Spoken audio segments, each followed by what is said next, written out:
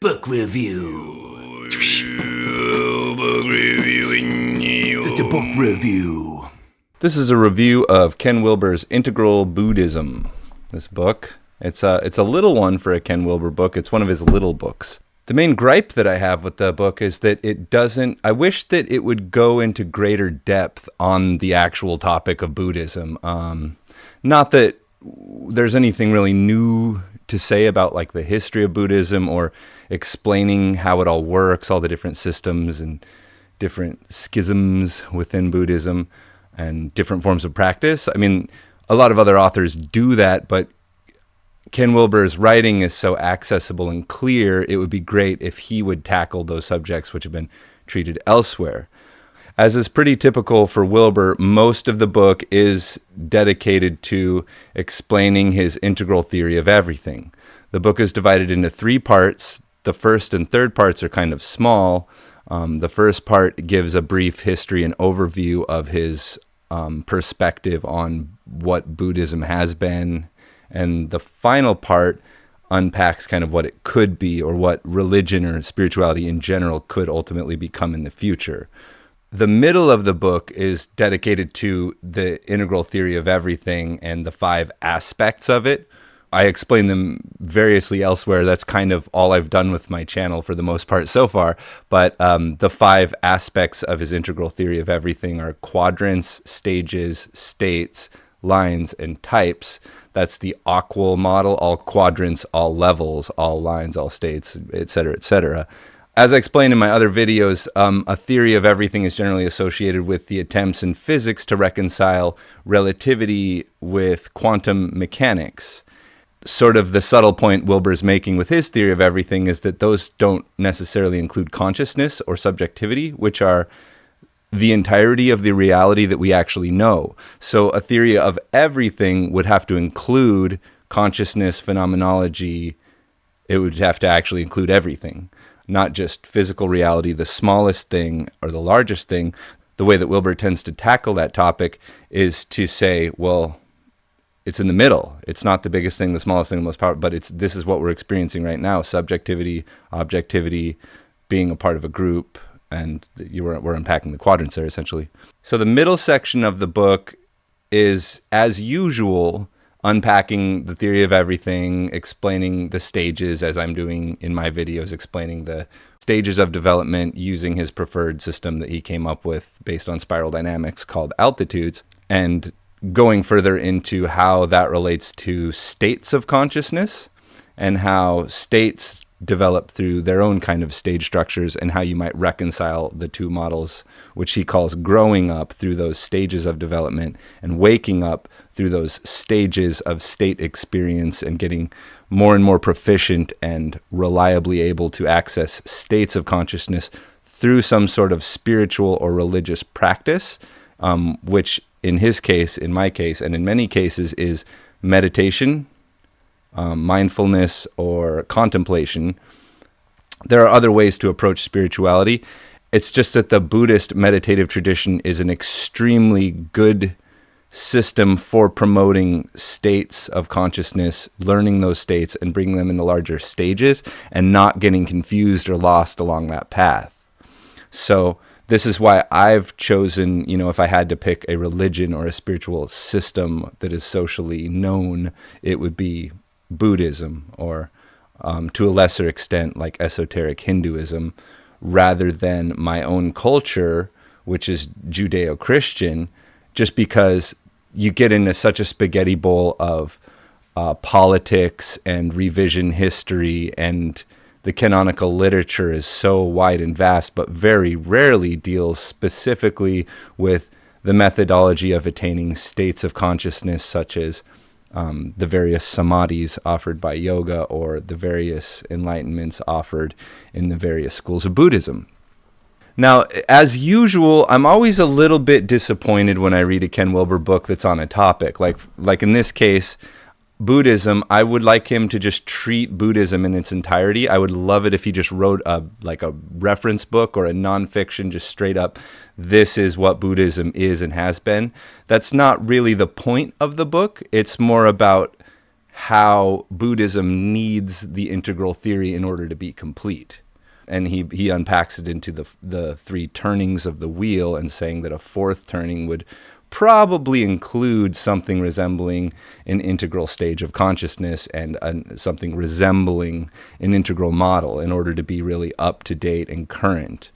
Pointing out also that there are schools of Buddhism that aren't even really up to date with Buddhism itself. A recent trend in Wilber's writing in his last three books is to simplify the process of spiritual awakening into three different sort of types of development, which are growing up, waking up, and cleaning up.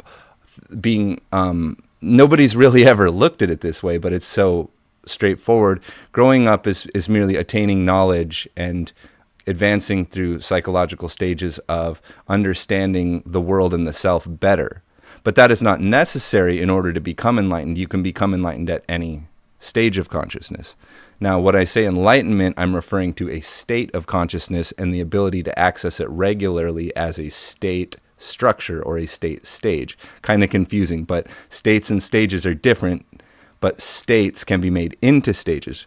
For example, you might be sad one day, but if you're sad all the time, that's the difference between a state and a stage. The state of having the blues versus a stage of depression that may last many years to your entire life, may be chronic. So likewise, when we have those waking up experiences, whatever it may be, whether it's psychic, subtle, or causal, or even non-dual, that's only a state. And once you come out of that state, you're back in the gross, and you're back in your ordinary state, you're back in your beta brainwaves, and you're explaining it to everybody as a teacher or just as a remarkable thing that happened, but you aren't currently in that state, so you're not really a valid representative of it.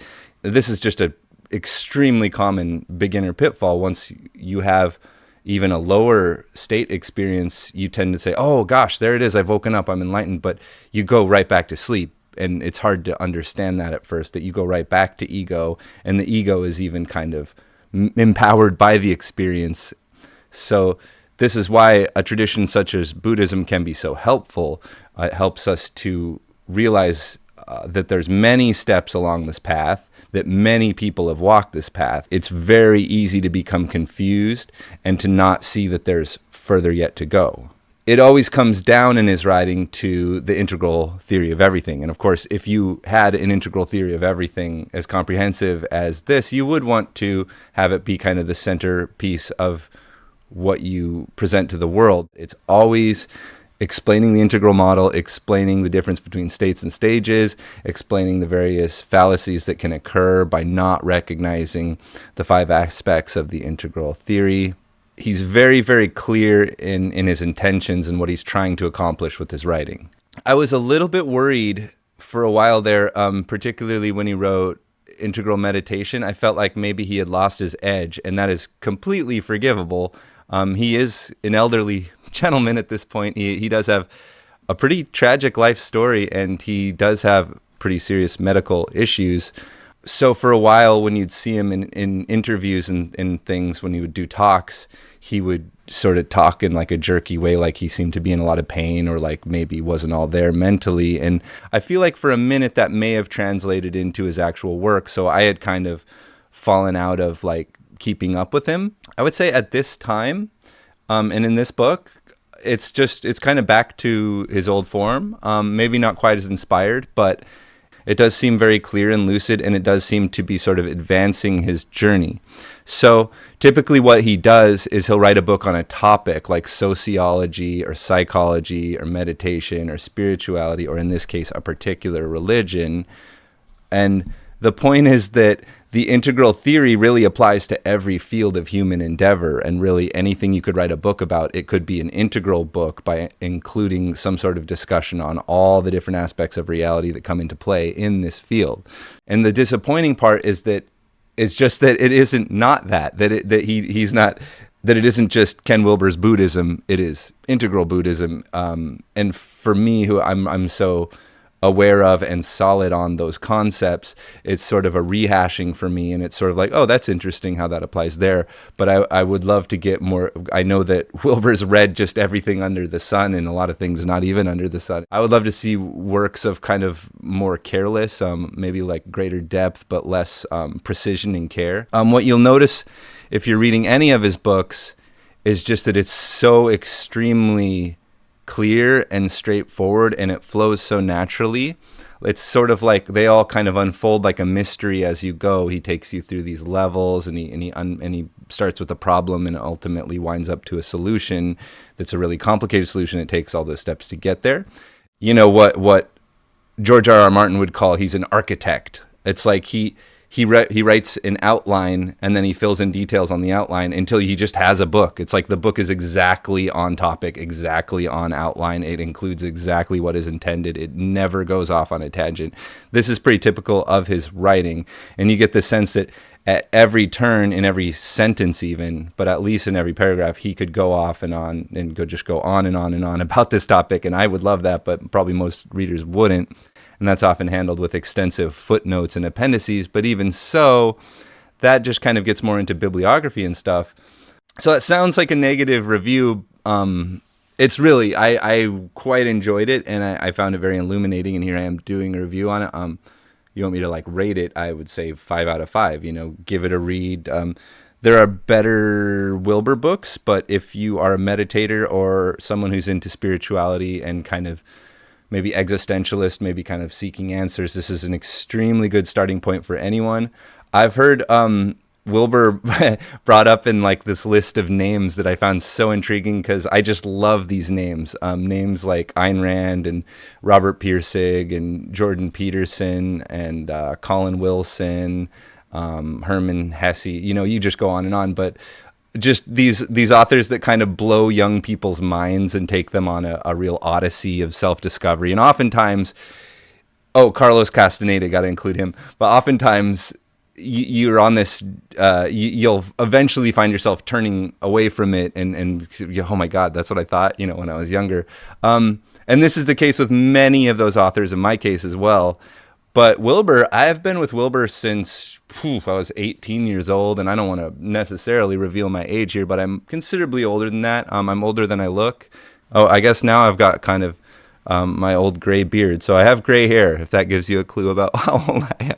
I would really love to get to know the language better. There's so many terms from so many different schools and authors, and that, terms that are from India, terms that are from China, terms that are from Japan, traditional names for states of consciousness, names of teachers, historical names and places. And it's just, there's so many of these words. I want to do a video just talking about the vocabulary of, transcendental spirituality, because some of this vocabulary we just don't have words for in my language, English. We just don't have these words. And they are available, in Hindu traditions or in Zen and in various Eastern languages that I don't know the first thing about. They actually have words for these things, just terms from yoga, Buddhism, spirituality. And I was kind of hoping that this book might do that for me.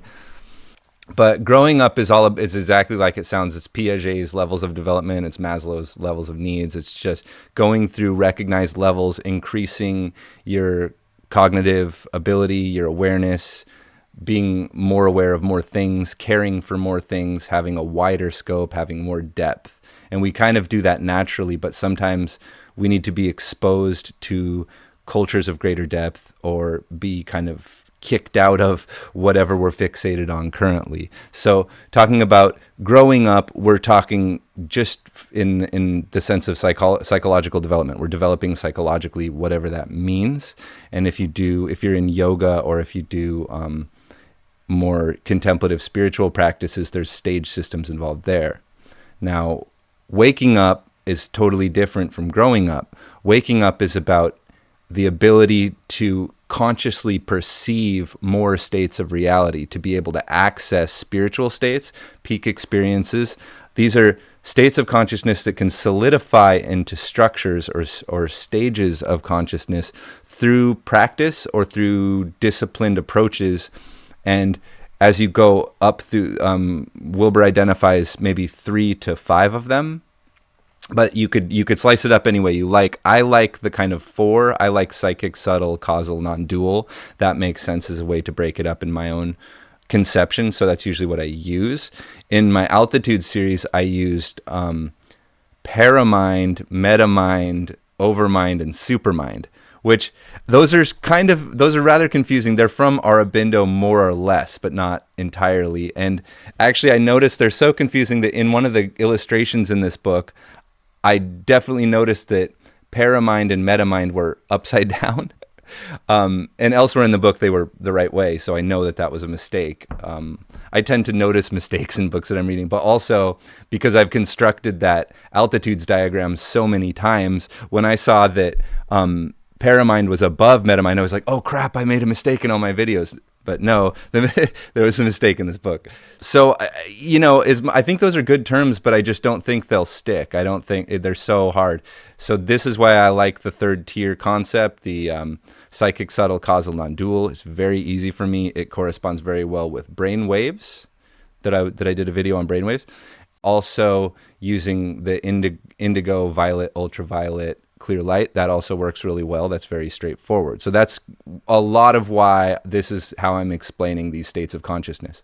Finally, one thing that we've completely left out is what Wilber calls cleaning up, which is shadow work. So this is traditional therapies. The idea is as you're growing up, there are problems that occur in those lower levels. It's not always just get higher. Sometimes there's a need for stability and solidity. And this is what psychology traditionally does for us. Like if you go into therapy or counseling of any sort or treatment of any sort, that's a form of cleaning up. It's bringing awareness to shadow elements of the self or shadow elements of reality, or places where you've misplaced your notions of things or gotten kind of confused or muddled at lower stages that maybe aren't even important to you. It gets into a pretty sophisticated system of understanding how the various levels can be remedied, and how even a person who literally does have that causal causal waking up experience and is teaching it to others, they might themselves be at a low stage of development, like a mythic stage. And this is very typical in religious traditions, so that, you get your American people like me, American hippie, granola college people, and they go to see the enlightened master, and they're like, oh my God, you're a racist bigot, basically. Just because that's a developmental place that they're at, that has to do with their shadow. Their waking up may be fully realized, fully legit, and I could learn that from them. But they might abuse me because of where they're at in terms of their own shadow. So you can't just take a one-dimensional approach to this process of development of the self. You ought to, in this age, in the integral age that we're self-describing here, you have to factor in growing up, waking up, and cleaning up. And all of those can't be separated from one another. When you become more educated and more aware, you don't lose your shadow. You also don't become enlightened. And when you do become enlightened, that doesn't all of a sudden make you the expert on everything or the authority on everything. You might be completely incompetent to be an authority on anything. It simply means that you've woken up to the true nature of reality, which is non-dual, that there is this experience of consciousness before everything else. So when I talk about that, when I talk about the causal and the non-dual, I am not an expert on that. I am not claiming to be an enlightened sage myself. I doubt that I'll ever get there, but it would be nice. I do meditate daily. There is also some detail in there that I often leave out, unfortunately, which is that there's multiple areas within causal and non-dual, including the state of what is often called the witness and the formless as two separate things, and those dissolving into total cessation, which is the term nirod. But shunyata being the emptiness or formless, and then there's a witness to that, which is the pure self. So this is sort of getting convoluted, but this is all to do with what I'm calling the causal and the non-dual, mostly the causal. The way I simplify it, basically, is that when you're in meditation and you have that experience of formlessness and witnessing, that is causal. When that penetrates into all the other states that you go into, like when you're in a waking state and you still have that witness and that awareness of the formless, that is what is called non-dual. That's my understanding of it. You know, the Buddha and Nagarjuna and the various historical figures who taught enlightenment, they were probably acting from a stage of semi-permanent non-dual consciousness, but in their efforts to describe it, they would often only get people up to that causal stage of enlightenment. There's sort of renegade Buddhas too, people who, like Eckhart Tolle would be an example, who have, or Andrew Cohen, who have the experience spontaneously of causal or even non-dual, but then they don't really have the tools or the resources to teach that experience to others. And so maybe they write books about the experience, but it's not meant to transmit to others. It's not successful at that. To get that experience, the best way to go really is to go with a Buddhist tradition or a Hindu tradition or some sort of, or yoga or some sort of tradition that's intended to get you there. It's very unlikely to happen on its own. It's very unlikely to happen through thinking things through philosophically. Otherwise, every existentialist would be enlightened. But in general, existentialists are interested in these states, but incapable of producing them. Meanwhile, you have these low-developed, mythic traditional absolutists at that amber stage who are fully capable of accessing a causal state and teaching it. So there's a lot of conflict which can occur and a lot of confusion, because our tendency would then to come from our orange rational and say, okay, those guys are like superstitious weirdos. They're just worshiping nonsense. And that's a really common take on meditation, but it is my perspective, the perspective that I'm espousing here as I have experienced spiritual states of consciousness myself. This is not a pre-scientific phenomenon. This is something that not anyone can do, but most people can do it. Most people can have the enlightened state and various other states, psychic, subtle, causal, non-dual. And it isn't simply a matter of cleaning up, and it isn't simply a matter of growing up. There are specific practices, mostly focusing and concentration and awareness exercises, that seem to be related to having these states. Now, exactly how it works is unknown. That's why it's a sort of mysterious thing. And there is an art to the teaching of it, to the unteaching of ego, to the unteaching of the finite self, and the way that we naturally tend to fall into conceptualizing reality because we're taught it and because it's just natural. It's how we're wired up. So you kind of have to break some of those things in order to get to that state. And that's why so many of the teachings can be kind of violent to the self, can be anti-ego. But I mean, you never want to forget the ego is you. You're the good guy. So the ego is not evil. It's just an ego. It just wants what it wants, and it's trying to be reasonable and rational to the best of its ability, but it is guided by the id and the superego, which can be themselves kind of malevolent and twisted. The point of integral Buddhism is that we need to have this sort of complicated understanding, even though enlightenment meditation itself is characterized by no thought, no words, no understanding, no knowledge.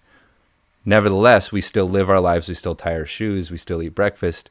And during that time, it helps to have a more sophisticated understanding of what exactly Buddhism is, what exactly states of consciousness are, what exactly happens when a person enters those states, whether it's a good thing, whether people ought to do it, whether you should do it, whether it should be a part of your life and you should dedicate yourself to that.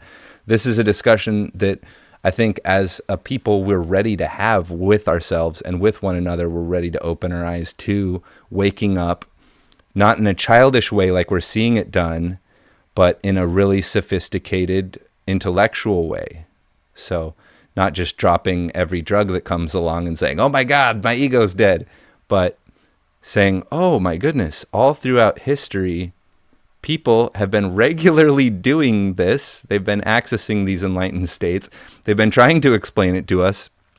We largely murder them and then write books about how amazing they are, such as this guy named Jesus they had for a while there, which they fundamentally misunderstand the purpose of the spiritual teaching, which is trying to shine through, but failing because we don't want it to be what it is.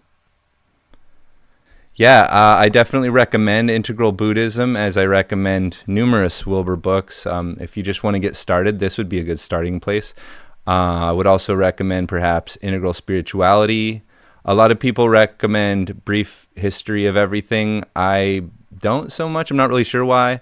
If you want a longer book that kind of blows your mind more, Up from Eden is quite amazing. It's sort of a history of the world from an evolutionary perspective. And finally, I had a pretty profound religious waking up experience, perhaps by coincidence, reading his second book, which was called No Boundary. And it was sort of an elaboration or maybe a simplification of the topics brought up in his first book, Spectrum of Consciousness. So those would be my recommendations if you're just trying to get into Wilber or if you're just curious. He has a lot of books, and they mostly cover the same topics, but they do it in rather different ways, and it's kind of easy to start with the wrong book. So don't do that.